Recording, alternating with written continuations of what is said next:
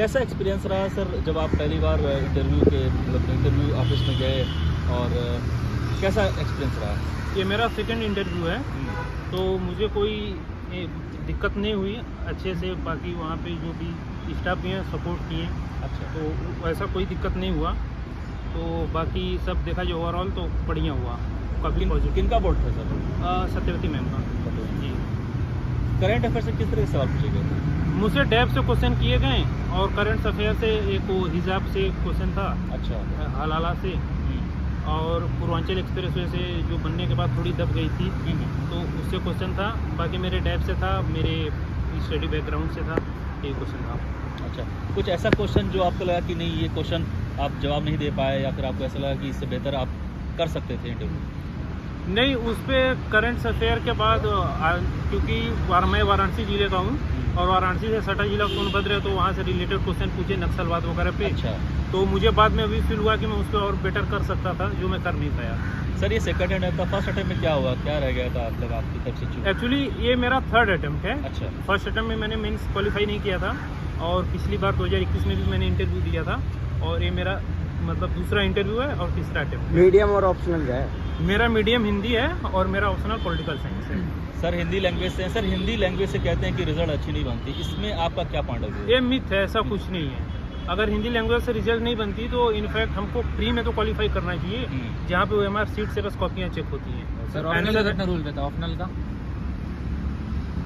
Optional का बहुत ज़्यादा रूल रहता है, क्योंकि ऑप्शनल 500 मार्क्स के रहते हैं और आपका ऑप्शनल जितना अच्छा रहेगा आपका सिलेक्शन का चांस उतना अच्छा होता है। आपने पॉलिटी ऑप्शन क्यों चूज किया? पॉलिटी इसलिए चूज़ किया कि मेरा इंटरेस्ट था, मैं साइंस बैकग्राउंड से हूँ, तो इस वजह से मैंने ओके, अगर सर इंटरव्यू में क्वेश्चंस पूछे तो क्या क्वेश्चंस अभी पूछे गए स्पेसिफिक? नक्सलवाद से क्वेश्चन थे और पूर्वांचल एक्सप्रेसवे पे क्वेश्चन थे। उसके अलावा मेरे ऑप्शनल पॉलिटी से रिलेटेड क्वेश्चन थे, यही सब था। और पाकिस्तान पे सर क्राइसिस हुआ उसमें सर रशिया यूक्रेन नहीं सर करंट में जो अभी टॉपिक और अभी एक करंट का टॉपिक था, हमारे यहाँ पे 26 जनवरी की जो परेड हुई थी, उसमें मिस्र की फौज आई थी वो, तो उस पे क्वेश्चन था चीफ गेस्ट जो थे। हाँ जी। सर एक इम्पोर्टेंट क्वेश्चन, लैंग्वेज का इम्पैक्ट पड़ता है सर इंटरव्यू? बिल्कुल नहीं सर मेरा एक क्वेश्चन है, हिंदी लैंग्वेज के स्टूडेंट को कौन कौन सी परेशानियाँ आती हैं ड्यूरिंग UPSC प्रिपरेशन में और उसको किस तरह से हैंडल करना चाहिए? देखिए, हिंदी मीडियम वालों को सबसे ज़्यादा परेशानी इस बात की आती है कि हमारे जो सोर्सेस हैं वो इंग्लिश मीडियम के एवरेज में थोड़े कम हैं, और बाकी रह गई जैसे बाकी किताबों की बात और बाकी जो भी चीज़ें हैं, तो उसके लिए हिंदी और इंग्लिश मीडियम का भी हमारे सिलेक्शन का माध्यम है, जैसे हिंदी है चाहे इंग्लिश है, लेकिन वो कभी गलत इफेक्ट नहीं डाल सकता।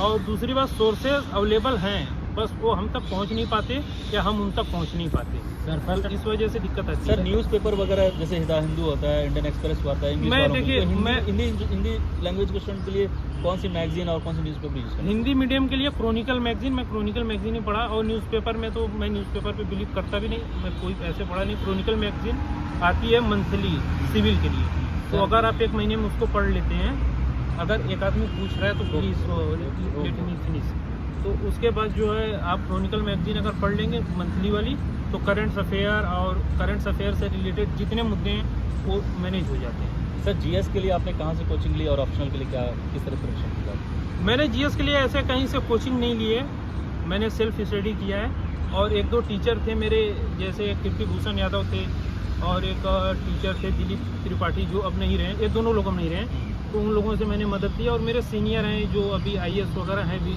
उनके कांटेक्ट में मैं रहता हूँ, तो वहाँ से। सर आपको क्या लगता है, क्या सेल्फ स्टडी करके UPSC निकाला जा सकता है? बिल्कुल बिल्कुल। देखिए, कोई भी दुनिया की बड़ी से बड़ी कोचिंग कोई ये नहीं कहता है कि आप कोचिंग कर लिए तो सेलेक्ट हो जाओ। जज्बा होना चाहिए, हमारी तैयारी सही होनी चाहिए, हम बिना कोचिंग के भी अच्छा कर सकते हैं। पहले भी कोचिंग नहीं था, लोग करते थे, हाँ, और आज भी मुखर्जी नगर, इलाहाबाद, बाकी जगहों पे लोग कोचिंग करते हैं, लेकिन सब सेलेक्ट नहीं होते।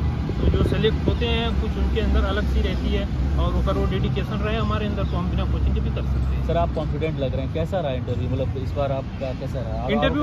इंटरव्यू मेरा अच्छा रहा, और कोई ऐसा टॉपिक नहीं आया जहाँ पे मुझे सॉरी बोलना पड़े जैसे। अच्छा। फिर भी अभी मैं बाहर निकला हूँ तो मुझे लगा कि मैं 1-2 क्वेश्चन और अच्छे से आंसर उसका दे सकता था। ऐसे कौन से क्वेश्चन थे जिसमें आपको ऐसा लग रहा है? पहला तो नक्सलवाद से था, क्योंकि सोनभद्र जिला बनारस से सटा हुआ है, पास में है, तो वहाँ से नक्सलवाद पे काफ़ी प्रश्न उन्होंने इधर उधर घुमाया, तो फिर उस पर मुझे लगा कि मैं इसको और अच्छे से उत्तर दे सकता था, जो मैं नहीं दे पाया। सर लोग कहते हैं मॉक देना चाहिए, इससे काफ़ी हेल्प होता है इंटरव्यू, इसको कैसे देखते हैं आप? हाँ, मॉक देना चाहिए, क्योंकि क्या होता है कि हम जैसे इंटरव्यू हमारा लगा है, हमको पता नहीं है सामने कैसे पैनल बैठते हैं, कैसे लोग रहते हैं, क्वेश्चन कैसे पूछते हैं, किस तरीके से क्वेश्चन पूछते हैं। तो अगर जब हम मॉक देते हैं तो हमको वो सारे आइडियाज़ मिल जाते हैं, और जो भी टीचर मॉक में होते हैं वो हमको बेस्ट बताते भी हैं कि हमारी गलती कहाँ पे है, हमारे बोलने में गलती है या हमारे उत्तर बताने में गलती है।